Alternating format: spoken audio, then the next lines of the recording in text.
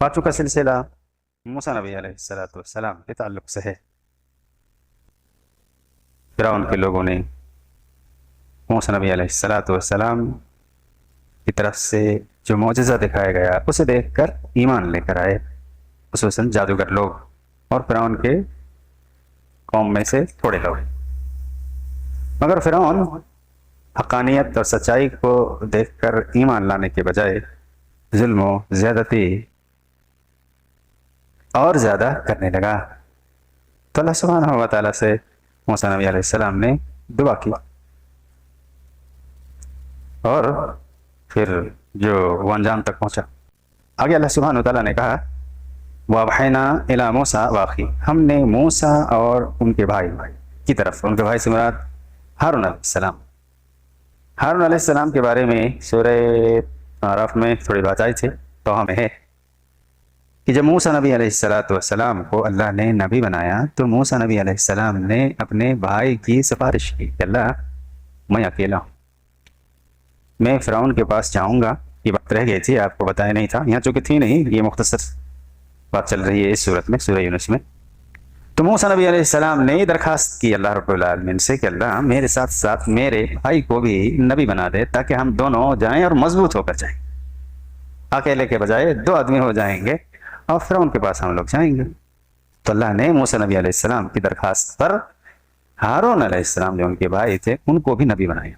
تو یہ دونوں کا تذکرہ ہے، وَأَوْحَيْنَا إِلَىٰ مُوسَىٰ وَأَخِيهِ، موسیٰ اور ان کے بھائی کی طرف ہم نے وحی کی، تو وہی موسیٰ نبی کی طرف بھی آتی رہی اور ہارون کی طرف بھی، دونوں بھائی کے تعلق سے کہا أَن تَبَوَّآ لِقَوْمِكُمَا بِمِصْرَ بُيُوتًا وَاجْعَلُوا بُيُوتَكُمْ قِبْلَةً، کہ تم دونوں اپنی قوم کے لیے مصر کو ہی گھر قرار دے رکھو، جائے قرار یہیں رکھو آپ دونوں، کہاں؟ مصر میں ہی، اپنے قوم کے لیے، اور وَاجْعَلُوا بُيُوتَكُمْ قِبْلَةً، اور اپنے گھروں کو ہی قبلہ بنا لو، مطلب جائے نماز بنا لو۔ قبلہ تو بیت المقدس تھا موسیٰ نبی علیہ السلام کا، تو قبلہ ادھر ہی ہوگا، لیکن گھر میں ہی جائے نماز قرار دے لو، یعنی گھر میں ہی رہ کر ادھر منہ کر کے نماز پڑھو، گھر کو ہی آپ قرار دے لو کہ وہیں نماز پڑھنا ہے۔ وَأَقِیمُوا الصَّلَاةَ، نماز پابندی کرو۔ نماز موسیٰ نبی علیہ السلام کی قوم میں بھی تھی، نماز سبھی نبیوں میں تھی، نماز کے بغیر اللہ کی فرما برداری کا کہاں تصور ہے؟ نماز کی نوعیت الگ تھی، 5 وقت رہی ہو یا صبح شام کی رہی ہو، لیکن نماز تھی، بغیر نماز کے مسلمان اور اسلام کا تصور نہیں ہے، کہیں نہیں ہے۔ ابراہیم علیہ السلام کا واقعہ لے لیجیے یا کسی کا بھی لے لیجیے آپ، بغیر نماز کا آپ کو نہیں ملے گا، نماز نہیں اور مسلمان، یہ کیسے؟ افسوس ہے آج سمجھنے کی تیار نہیں، اس کو کڑا بولتے ہیں، اس کو بولتے ہیں خراب بولتا ہے، اس کو بولتے ہیں کہ اتنی کڑی بولتے ہیں کہ ہم کو مسلمان سے خارج کر دیتا ہے۔ ارے یار ہم کہاں کر رہے ہیں؟ یہ تو قرآن ہی کہہ رہا ہے،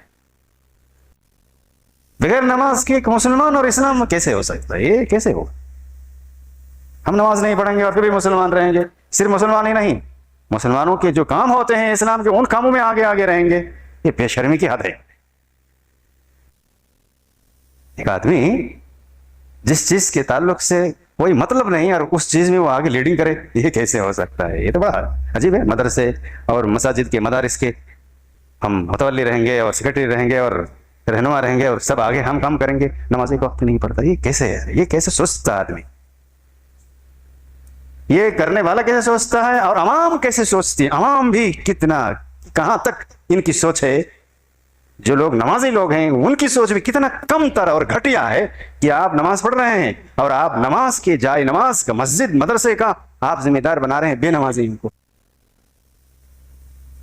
عجیب ہے، یہ عجیب، سوچ نہیں سکتے ہیں، سوچ نہیں سکتا مگر کر رہا ہے۔ ہر گاؤں میں دیکھ لیجئے نمازی لوگ وہ ذمہ دار بنا رہے ہیں مساجد کے جو کبھی نماز نہیں پڑھتا، کوئی مطلب نہیں ہے۔ آپ کی سوچ کتنا کم تر ہے، کتنا گھٹیا سوچ ہے آپ۔ بہرحال بات تو الگ ہی نماز پر ہے۔ تو واقعی الصلاۃ، اللہ نے حکم دیا کس کو؟ موسیٰ نبی علیہ السلام کو اور ہارون علیہ السلام کو، کہ اپنے گھروں کو ہی آپ جائے نماز بنا لو اور قبلہ جو قبلہ ہے تو، اور نماز کی پابندی کرو۔ نماز کی پابندی کی بات ہمیشہ اور ہر بار اللہ سبحانہ تعالیٰ نے کہا امت محمدیہ کو تو قرآن میں تو جتنی جگہ ہے نماز کی پابندی کی بات کی، نماز پڑھنے کی بات نہیں کی کہ جب چاہو تب پڑھ لو، ایسا نہیں کیا. جو وقت ہے اس وقت پر اور نبی صلی اللہ علیہ وسلم کے کہنے کے مطابق ویسے نماز پڑھنی ہے. وَأَقِیمُوا الصَّلَاةَ، نماز کی پابندی کرو. وَبَشِّرِ الْمُؤْمِنِينَ، بشارت دے دو ان مومنوں کو. کن مومنوں کو؟ بے نمازیوں کو بشارت دے دو. اللہ نے کہا کہ وَبَشِّرِ الْمُؤْمِنِينَ، ان مومنوں کو. کن مومنوں کو؟ بے نمازیوں کو.